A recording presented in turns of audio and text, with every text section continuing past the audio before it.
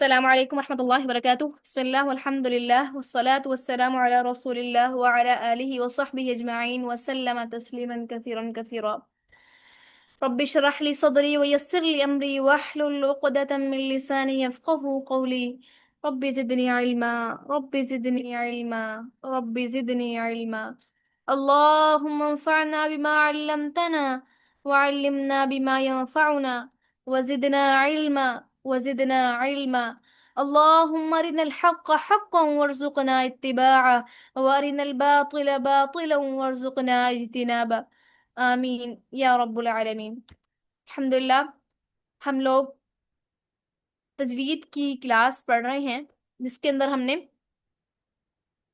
مد کا باب شروع کیا، جس کے اندر پہلے ہم نے مد اصلی کو دیکھا اور اب ہم مد لازم کو دیکھ رہے ہیں، جس کے اندر ہم مد لازم کی اقسام کو پڑھ رہے تھے، جس میں پہلی دو اقسام ہم لوگ پچھلے ہفتے پڑھ چکے ہیں الحمدللہ، جو کہ مد لازم کلم مخفف اور مد لازم کلم مثقل تھا، جس کے اندر حروف مد لازم کلم مخفف کیا ہے کہ حروف مدہ کے بعد سکون اصلی ہو، وہ سکون جو کہ وقف اور وصل دونوں کے اندر قائم رہے. اولئک علی ہدی من ربہم واولئک هم المفلحون. آیت کے اندر ربہم کے اوپر جو وقف ہوا ہے، آواز کا جو وقف ہوا ہے، جو آواز کا ٹھہرنا ہوا ہے، اس کا ساکن ہونے کی وجہ سے وہ سکون اصلی ہے.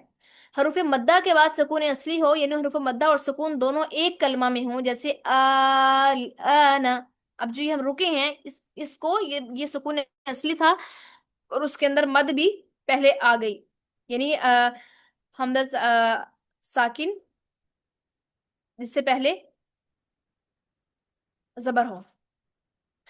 اور سکون اس کو مد لازم کلم مخفف کہتے ہیں. مخفف اس لیے کہ مشدد نہیں ہے. ہم نے کہا تھا مخفف نکلا ہے خفیف سے، جو کہ ساکن کے حروف کے ساتھ استعمال ہوتا ہے، اور مثقل کہتے ہیں بھاری کو، بھاری کس سے بھاری ہوگا، کس کا وزن اس پر ہوگا، اس کا وزن ہوگا تشدید کا وزن اس کے اوپر آیا ہوگا، جس وجہ سے وہ مثقل ہوگا یعنی بھاری ہوگا. مد لازم کلمہ مثقل یہ ہے کہ حرف مدہ کے بعد اسی کلمے میں تشدید اگر آ جاتی ہے، شد اگر آ جاتی ہے، تو وہ کیا بن جاتا ہے؟ مد لازم کلمہ مثقل. آج جو ہم نے پڑھنا ہے وہ ہے حروف مقطعات. حروف مقطعات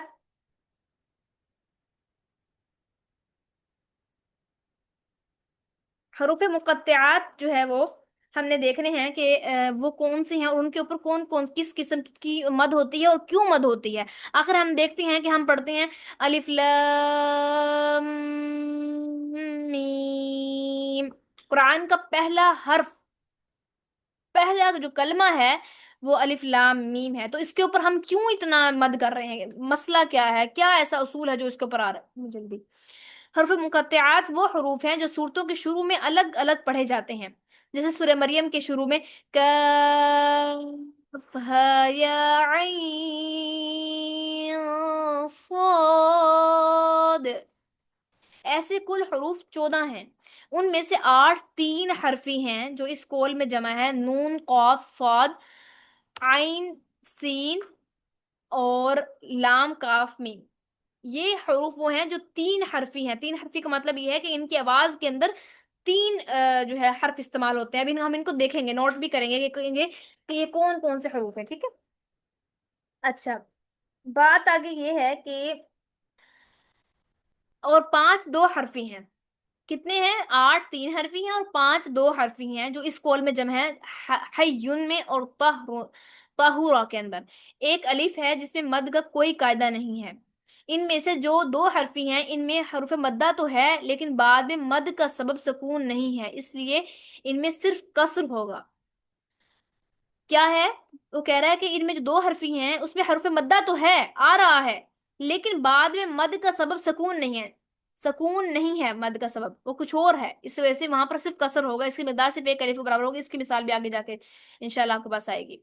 وہ حروف جو تین حرفی ہیں یعنی لام، میم، نون، صاد اور سین. لیکن لام کے اندر کیا ہے؟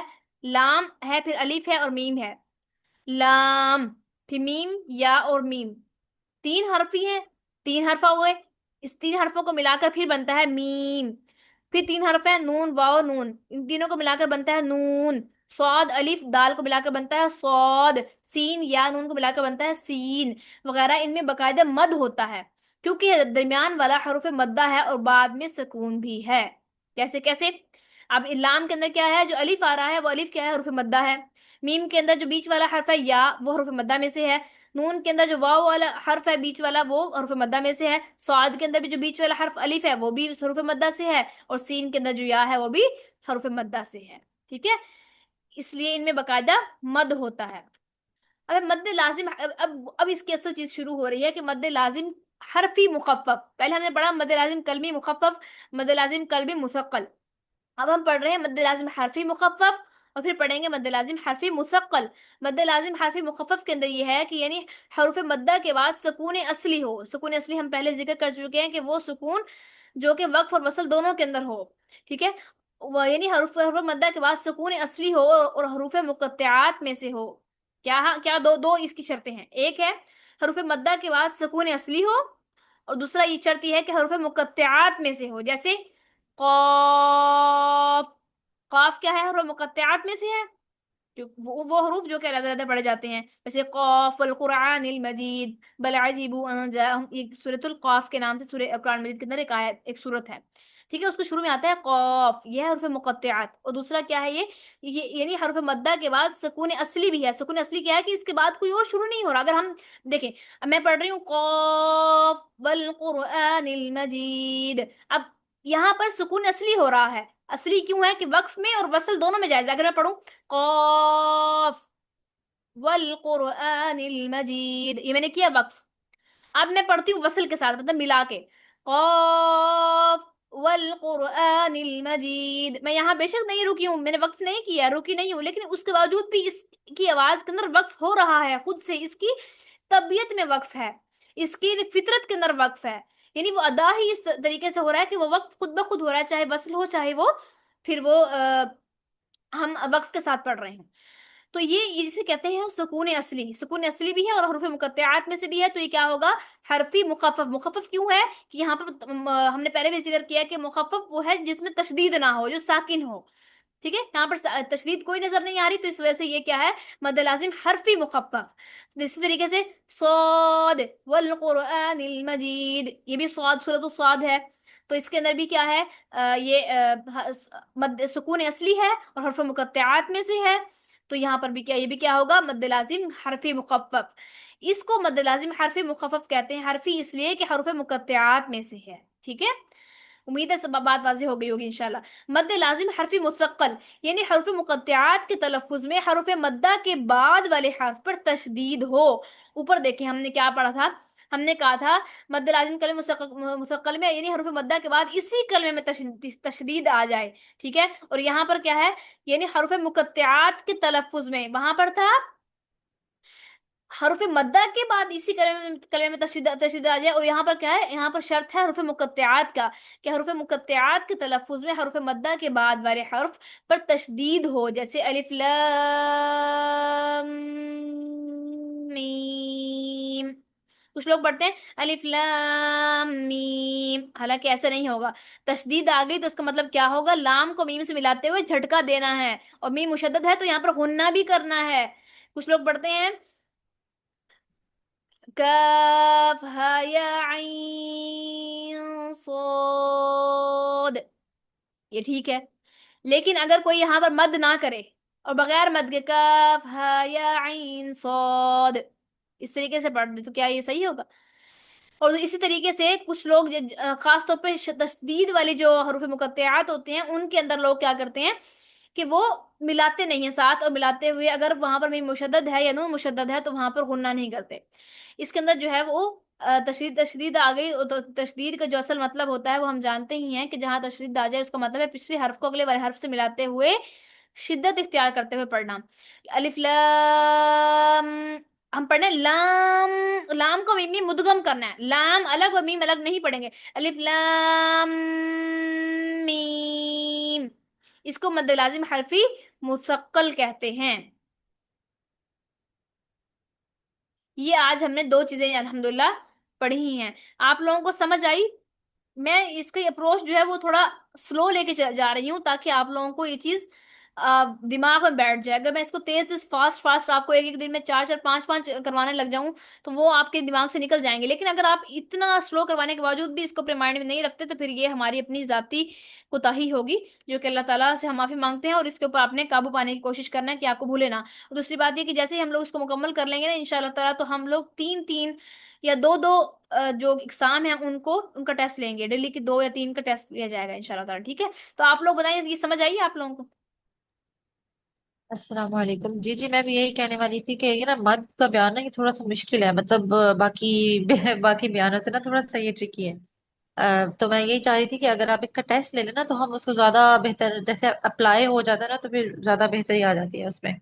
बिल्कुल सही कहा, बिल्कुल सही कहा। पूरी जो असल तजवीज है इसके अंदर, मैं समझती हूँ, जो मैं एज अ स्टूडेंट मैंने ऑब्जर्व किया है वो यही किया कि इसके अंदर दो जो बयान है वो ज्यादा मुश्किल है। एक है नून साकिन का बयान, इख्फा करना, जो कि बहुत बारिश में मुश्किल हो जाती है स्टूडेंट्स को बहुत ज्यादा, मुझे खुद भी बहुत मुश्किल हुई थी अपने दौर में। और एक ये मद, मद भी बहुत मुश्किल है। खासतौर पे मद जो है वो आप कर तो लेते हो लेकिन उसका असूल याद रखना कि यहाँ पे कौन सी मद हो रही है, ये वक्त के साथ साथ ही आता है। और अगर आप लोग हम लोग थोड़ा थोड़ा करके इसको अच्छे तरीके से पका करें, हमारी हमारी ये सोच ना हो कि बस जल्दी जल्दी अपने कोर्स कंप्लीट करवाना है बस खत्म करो। जबकि इसकी इसकी बजाय हमारी सोच ये हो कि हमने जितना पढ़ना है वो उसे स्ट्रेंथन करना है, उसे अपने दिल में बसाना है, उसे लाइफ टाइम तक इतना अच्छा याद करना है कि लाइफ टाइम तक कभी भी हम किसी को भी वो बता सके, हमें याद रहे, वो इल्म हम फैला सकें, कभी भी हम उसका जिक्र कर सकें और हमें अच्छे तरीके से याद रहे और उसके असूलों के मद्देनजर हम लोग पढ़ सकें। तो ये हमारा असल अचीवमेंट और असल हमारा मकसद होना चाहिए इंशाल्लाह ताला। तो बेशक आप लोग जितने भी हो, तादाद जितनी भी हो, लेकिन आप लोगों ने उसको आराम से पढ़ना है, सुकून से पढ़ना है, बेशक जितना भी टाइम लगता है उसमें इंशाल्लाह ताला, ठीक है। कोई मसले की बात नहीं है इंशाल्लाह। तो हम अगर इसको कंप्लीट करने के बाद हमारा ये ना इंशाल्लाह ताला ये लास्ट है। नेक्स्ट वीक इंशाल्लाह मद लाजिम पढ़नी है हमने, और मिकदार मद का बयान पढ़ना है, ठीक है। ये हमारा लास्ट टॉपिक होगा, ठीक है। हमारा तजवीद कोर्स का लास्ट टॉपिक ये होगा। अब आप इमेजिन करें कि क्या वक्त आप लोगों को जो स्टूडेंट्स हमारे साथ स्टार्टिंग से थे वो तो उन्हें तो याद होगा कि आप लोगों को याद होगा जिस दिन हमने एक क्लास स्टार्ट की, और नाउ इट्स टाइम कि ये it's going to be end इंशाल्लाह ताला, विद द फजल ऑफ अल्लाह अल्लाह सुब्हानहू व तआला इंशाल्लाह ताला, कि हमारा ये एंड होगा। और आपको जानते हैं कि हमारा जो एंड होगा वो होगा फजाइल के ऊपर, जो कि मैंने जिक्र किया है, जो कि एंड के अंदर है। और उसके ऊपर हम एक अच्छा खासा सेशन करेंगे इंशाल्लाह ताला, और उसमें आपने कोशिश करनी है कि आपके इर्द गिर्द जितने लोग हैं वो उस सेशन को ज्वाइन करें जरूर बजरूर, क्योंकि फिर इसके जरिए जो नेक्स्ट हम लोग बैच शुरू करेंगे, बैच नंबर 3, तो इंशाल्लाह ताला उसके अंदर स्टूडेंट्स को आने में आसानी होगी। अगर कोई एक स्टूडेंट भी आपके जरिए से आ जाता है तो इंशाल्लाह ताला वो जरूर आपके लिए सदका जारी बनेगा। अच्छा, एक मैं एक बात करती हूँ कि आप लोग ना दुआ किया करें, दुआ किया करें अल्लाह ताला से कि अल्लाह ताला लोगों को आपके आपके जरिए जो है वो इल्म सिखाए, अल्लाह ताला आपका सदका जारी बना दे। अल्लाह से दुआ करने से मिलती है ये चीज भी। दुआ करें कि अल्लाह ताला, या अल्लाह मेरी औलाद को मेरे लिए सदका जारी बना, या अल्लाह मेरे शागिर्दों को, मेरे इर्द गिर्द लोगों को मेरे जरिए सदका जारी बना। अब जिस तरीके से बात जिक्र की थी अरफा ने उस दिन क्लास के अंदर, कितनी खूबसूरत बात थी वो, माशाअल्लाह, कि उन्होंने सिर्फ एक बात, कलिमतानी खफीफतानी, सिर्फ एक हदीस उस शख्स ने अपनी जिंदगी के अंदर पकड़ ली इस चीज को, सुभान अल्लाह, और उस शख्स ने इंशाल्लाह ताला उसका बेड़ा पार करवा दिया होगा। कितनी प्यारी हदीस है, कितना प्यारा उसका अमल है कि उसने एक चीज के ऊपर स्टिक कर गया और उसने उसी को समझ लिया कि ये मेरा इंशाल्लाह ताला निजात का जरिया बन जाएगा। तो अगर हम लोग सिर्फ हमारी अप्रोच जो है वो बड़ी नहीं होनी चाहिए इस लिहाज में। हम अच्छा हम लोग पता है क्या करते हैं, मैं आपको ना जरा जो दावा के अंदर जो लोग होते हैं उनका मैं आपको माइंड सेट बताती हूँ। जो स्टार्टिंग के अंदर लोग आते हैं ना, वो चाहे मैं हो गई चाहे आप हो गई, ये कोई भी हो गया, लोगों की सोच होती है कि उनके गिर्द लोग जमा हों। लेकिन जबकि पता है ये सोच गलत है। अगर आपके सामने एक बंदा हो, क्लास के अंदर एक बंदा हो, वो दो बंदे हो या 200 हो, आपका लेवल ऑफ एनर्जी उतना ही होना चाहिए जितना आपका 500 या 1000 बंदे के सामने होगा, या जितना आप समझते हैं कि जितनी एफर्ट आप पढ़ाने में या पढ़ने में या किसी को मेहनत करने के अंदर 500 लोगों पे जो एफर्ट आप करेंगे, अगर आप 5 लोगों पे या 2 लोगों पे करते हैं तो मैं समझती हूँ ये आपके लिए काफी है इंशाल्लाह ताला। अगर कुछ एक शख्स भी अल्लाह ताला के नजदीक जो है वो अल्लाह को पसंद आ गया, आपका उसे मोटिवेट करना, आपका उसे दीन की तरफ लाना, सिस्टरहुड की तरफ लेकर आना, आपको उसको दीन की तरफ मोटिवेट करना, अल्लाह को एक भी शख्स पसंद आ गया तो क्या इमेजिन है, इंशाल्लाह ताला हमारे बेड़े पार नहीं है फिर क्या। اگر اللہ اللہ تعالیٰ کو دیکھیں، اللہ تعالیٰ بڑی بڑا نہیں دیکھتا کہ آپ نے کیا کچھ کتنے بڑا بڑا اچیو کر لیا، اللہ تعالیٰ انسان کے دلوں کو دیکھتا ہے اور اس کے اعمال کو دیکھتا ہے. ان اللہ لا ينظر الى صورکم، اللہ تعالیٰ تمہاری صورتوں کو نہیں دیکھتا، ولکن ينظر الى قلوبکم واموالکم واعمالکم، اللہ تعالیٰ تمہارے دلوں کو دیکھتا ہے اور تمہارے عملوں کو دیکھتا ہے. اللہ دیکھتا ہے کہ تم کتنے ایفرٹ کے ساتھ، کتنے اخلاص کے ساتھ تم کسی کی طرف گئے، پھر بے شک کوئی آئے نہ آئے کوئی میٹر نہیں کرتا. خاص طور ایک بات میری یاد رکھیں، میں آپ لوگوں کو ایز اے قرآن اسٹوڈنٹ، بطور قرآن اسٹوڈنٹ ہونے کے ناطے میں آپ کو ایک بات بتا رہی ہوں کہ چندہ جب آپ لوگ نکلیں گے نا دعویٰ کے لیے، جس طرح ماشاء اللہ آپ لوگوں کا کورس کمپلیٹ ہو رہا ہے، آپ لوگوں کی خواہش ہوگی نا، جیسی خواہش ہوتی ہے کہ یار یہ جتنا صدقہ جارے کا ثواب ہے کوئی ایک بندہ میری وجہ سے یار آ جائے. جب کوشش کے لیے نکلیں گے نا آپ کو بہت زیادہ آگے سے رویوں کا سامنا کرنا پڑے گا. اور اس رویوں کے سامنے میں آپ کے اپنے بھی ہوں گے، آپ کے قریبی بھی ہوں گے، آپ کے بہن بھائی بھی ہوں گے جنہیں آپ باہر بارہا کہتے ہوں گے کہ آپ آئیں جوائن کریں، بٹ وہ ہر بار ٹال دیتے ہوں گے، وہ ہر بار اس کا انکار سچ میں مطلب وہ کہتے ہوں گے ہمارے پاس ٹائم نہیں ہے، یا اچھا ٹھیک ہے کریں گے، بٹ وہ اس چیز کو بات آئی گئی کر دی. اور آپ کو ہرٹ ہوتا ہوگا اندر سے، ہوتا ہے. آپ کو پتا ہے اللہ کے رسول صلی اللہ علیہ وسلم کو بھی ہوا کرتا تھا. اور پھر اللہ کے رسول صلی اللہ، اللہ تعالیٰ ان کو کس طریقے سے دیا کرتے تھے، ولا تحسن، اے نبی آپ غم نہ کھائیں، آپ کے اوپر کیا ہے، صرف آپ کے اوپر پہنچا دینا ہے. اے نبی ہم نے آپ کے اوپر یہ نہیں کہا کہ آپ لوگوں کو کھینچ کھینچ کر ان کو ڈنڈے کے زور پہ لے لے کے آپ آئیں گے، جس کو آپ ہدایت کرنے کے لیے جا رہے ہیں تو آپ اس کو لے کر آئیں. اور پھر ایک قرآن کی آیت ہے، میں واللہ میں سوچتی ہوں نا جب اس کے بارے میں سوچتی ہوں کہ یار یہ ہماری انا کے اوپر اور ہماری جو ایفرٹ ہے نا، جو ہمارے دل کے اندر یہ چیز ایک خواہش ہوتی ہے کہ ہم بس جو کام کر رہے ہیں بس وہ ہو جائے، میں سمجھتی ہوں اس کے اوپر قاری ضرب ہے وہ آیت. اللہ تعالیٰ قرآن مجید کے اندر فرماتے ہیں، ایک آیت کے اندر فرماتے ہیں کہ کیا تم نے اللہ سے کوئی عہد لے رکھا ہے کہ تم جو چاہو گے وہ تمہیں مل جائے گا. سبحان اللہ. میں سمجھتی ہوں اس چیز کو اگر ہم اپنی زندگی کے اندر اپلائی کریں، اور جب بھی کوئی چیز ہم سے چھوٹ جائے، کوئی چیز ہم سے جاتی رہے، تو ہم اس بات کو سوچیں کہ کیا میں نے اللہ سے عہد لے رکھا ہے کوئی، یا میں نے اللہ تعالیٰ کے اوپر کوئی احسان کر رکھا ہے ایسا جو وہ میری ہر بات سنے، وہ میرا کوئی اللہ نعوذ باللہ اللہ تعالیٰ کوئی میرے تابع تھوڑی ہے. یہ میں اگر چاہوں اب دیکھیں اللہ کے نبی صلی اللہ علیہ وسلم کی کتنی خواہش تھی کہ آپ کے چچا جو ہے وہ ابو طالب جو ہے وہ ایمان لے آئیں. آپ نے کتنی محنت کی، حتیٰ کہ آپ جانتے ہوں گے، آپ نے تفسیرات کے اندر پڑھا ہوگا کہ آپ ان کی حتیٰ کہ مرگ کے اوپر ان کے کان میں جا کے بول رہے ہیں کہ اے چچا میرے کان میں کہہ دیجیے ایک بار، آپ صرف ایک بار میرے کان میں تو اقرار کر دیجیے، بے شک لوگوں میں اعلان نہ کریں، میرے کان میں کہہ دیں. اتنی شدید خواہش آپ کی. میں سمجھتی ہوں شاید اور کسی شخص کے بارے میں اللہ کے رسول صلی اللہ علیہ وسلم کی اپنی پوری حیات میں نہیں رہی کہ فلاں شخص ایمان لے آئے ابو طالب کے. عمر کے بارے میں آپ نے دعا کی، عمر اور ابو جہل کے بارے میں آپ نے دعا کی، تو ان میں سے عمر رضی اللہ عنہ کے ذریعے اللہ تعالیٰ نے اسلام کو قوت عطا کر دی. اور ادھر جو ہے وہ آپ کے سگے چچا جنہوں نے آپ کی بہت مدد کی، آپ کے لیے چھاؤں بن کر رہے، آپ کے لیے امبریلا کی طرح انہوں نے اپنی پوری حیات آپ کے نام کی، اور اس طریقے سے کہا کہ جب تک میں زندہ ہوں میرے بھتیجے کے اوپر کوئی آنچ نہیں آ سکتا. ہم سیرت کا مطالعہ کریں تو دل جو ہے وہ ان کی طرف مائل ہوتا ہے. واللہ میں سمجھتی ہوں کہ جو نرم دل ہوتے ہیں ان کا دل ان کی طرف مائل ہوتا ہے کہ یار کتنے انہوں نے اللہ کے رسول کا ساتھ دیا. یہ رونے لگ جایا کرتے تھے جب اللہ کے رسول نے کہا کہ انہیں منانے کے لیے آئے کہ جو ہے اے بھتیجے تم اپنی جان کے اوپر بھی رحم کرو، میری جان کے اوپر بھی رحم کرو. جب پریشر بڑھنا شروع ہو گیا نا اوپر سے، تو ان کی ریکویسٹ کرنے کے لیے آئے اپنے بھتیجے کو، یہ اللہ کے رسول صلی اللہ علیہ وسلم کے پاس آئے. اور آپ جو ہے آپ نے دیکھا کہ میرے چچا کا حوصلہ ڈھہ رہا ہے. میرے چچا جو میرے ساتھ ڈھال بن کر کھڑے تھے، میرے آگے ڈھال بنے ہوئے تھے، میرے آگے اپنا سینہ تانا ہوا تھا کہ جو بھی تلوار آئے گی تو وہ پہلے ابو طالب کے سینے پر لگے گی، پھر جا کر محمد کے اوپر آئے گی. وہ میرا جو سہارا ہے دنیا کا ایک، وہ میری ڈھال وہ ڈھہ رہی ہے. اللہ کے رسول وہ ایک دم آپ کو شدید دھچکا لگا اور آپ کی آنکھوں سے آنسو جاری ہو گئے اور آپ رونے لگ گئے، اور آپ نے روتے ہوئے سخت حزن کے عالم میں آپ نے فرمایا. اور اس وقت کے اندر بھی اللہ تعالیٰ نے آپ کا جو استقلال ہے، آپ کی جو ثابت قدمی ہے اس کو ہلنے نہیں دیا، یہاں تک کہ فرمانے لگے کہ اے چچا اگر میرے ایک ہاتھ میں سورج رکھ دیں اور ایک ہاتھ میں چاند رکھ دیں یہ لوگ، میں تب بھی اس دین سے نہیں ہٹوں گا یہاں تک کہ مجھ محمد کی جان اس راستے میں چلی جائے. جب تک میرے سینے کے اندر جان ہے، میری سانسیں چل رہی ہیں، میں اس مشن سے پیچھے نہیں ہٹوں گا. جب دیکھا کہ میرا بھتیجا رو رہا ہے اور اس نے ایسے الفاظ کہے، تاریخی الفاظ، تو پھر خود بھی جو ہے ان کا دل نرم ہو گیا اور کہا کہ جاؤ جا میرے بھتیجے، جو تو چاہتا ہے کر لے، آج کے بعد جو ہے وہ میں تیرا آگے ڈھالوں، یعنی کوئی کچھ نہیں کہہ سکتا. اور پھر یہاں تک کہ ان کی وفات ہو گئی. بہت بار ایز اے سردار انہیں بہت پریشرائز کیا گیا کہ اپنے بھتیجے کو روک لیں، بٹ انہوں نے کسی کی نہیں سنی، یہاں تک اللہ کے رسول صلی اللہ علیہ وسلم کا ساتھ دیتے رہے. आपसे पूछा गया कि अल्लाह के रसूल, आपके चचा ने आपका आपका सारी जिंदगी साथ दिया, आप उनके साथ देने से आपको आपके साथ होने देने से उनको क्या फायदा होगा? आपने फरमाया कि उन्हें ये फायदा होगा कि उन्हें जहन्नम के अंदर सबसे ऊपर वाले दर्जे के ऊपर रखा जाएगा।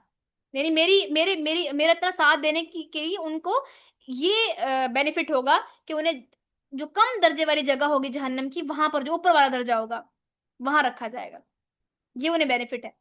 अल्लाह अकबर। तो देखिए अल्लाह के रसूल सल्लल्लाहु अल्लाह ताला कुरान में फरमाते हैं कि ए नबी, आप उसको हिदायत नहीं दे सकते जिसको आप चाहते हैं, हिदायत तो सिर्फ उसको मिलती है जिसे अल्लाह चाहता है। तो इसलिए याद रखें, जब भी कोई आप दावा के लिए निकले, किसी चीज किसी शख्स को किसी कोर्स की तरफ बुला रहे हो, अल्लाह के किसी दीन की तरफ पैगाम की तरफ बुला रहे हो, तो हर्ट नहीं होना। ठीक है, हर्ट नहीं होना। आपने आपका काम क्या है? अल्लाह के रसूल सल्लल्लाहु अलैहि वसल्लम के बाद हमारा जो काम है, कुंतुम खैरा उम्मतिन उखरिजत लिन्नास तअमुरुना बिल मारूफ व तनहौना अनिल मुनकर की जो तफसीर है, उसके एतबार से, उस आयत के एतबार से, अल्लाह के रसूल सल्लल्लाहु अलैहि वसल्लम के बाद जितने भी लोग हैं उन सब के ऊपर ये चीज लाजिम है कि वो जो पैगाम उन तक पहुंचा है वो अगलों को पहुंचा दे।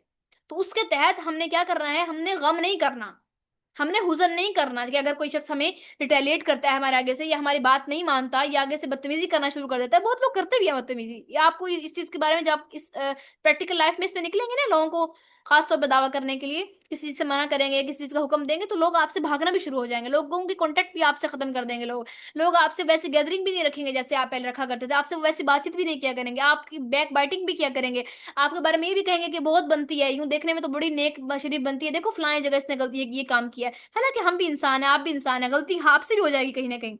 लेकिन लोग आपकी छोटी छोटी छोटी चीजों को, क्या आप अगर हिजाब करते हैं तो कहेंगे कि तुम हिजाब क्यों करते हो, तुम निकाब क्यों नहीं करती, अगर आप निकाब करते हो तो कहेंगे तुम्हारी आंखें क्यों दिख रही हैं, इसे भी ढांप लो। आंखें ढांप लोगे तब भी कहेंगे कि तुम जो है तुम्हारी आवाज पड़ता है, तुम आवाज भी छुपा लो अपनी। ये सब क्या है कि उन्हें इल्म नहीं है, इस इल्म के ना होने की वो बेचारे, मैं समझती हूँ वो रहम के काबिल हैं। फिर ऐसे लोगों से क्या करना है आपने? ऐसे लोगों से कुरान की जो आयत है, वो इज़ा खातबहुमुल जाहिलून क़ालू सलामा, कि जब जाहिल तुमसे मुखातिब हो तो उन्हें कहो क़ालू सलाम, उन्हें कहो सलाम है, मतलब सलाम कह के गुजर जाओ, अस्सलाम वालेकुम भाई, मतलब बहस नहीं करनी, वहां अल्लाह ने असूल सिखाया हमें।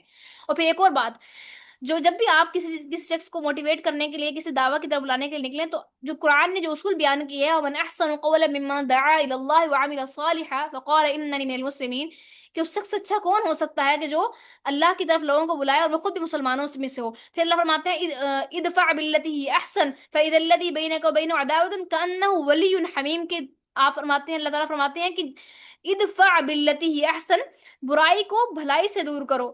इसका इसका अजर क्या होगा, इसका फायदा बेनिफिट क्या होगा आपको अपनी लाइफ के अंदर, कि अल्लाह फरमाते हैं कि जो तुम देखोगे कि जो तुम्हारा जानी दुश्मन है वो तुम्हारा जिगरी दोस्त बन जाएगा। तो जब भी दावा कर रही है नरम लहजे के अंदर, गुस्सा आ भी रहा हो ना किसी के जाहलाना सवाल के ऊपर, जाहलाना टोंट के ऊपर, लेकिन नरम होना है। किस वजह से नरम होना है? कि जो अल्लाह ताला किनसे मोहब्बत करते हैं, वलकाज़िमीन अलगैज़ वलआफीन अन नास, के जो लोगों पर, जो अपने गुस्से को जब्त करने वाले हैं, और लोगों के ऊपर आफीन, बहुत आफा करने वाले हैं, बहुत दरगुजर करने वाले लोगों को। ठीक है।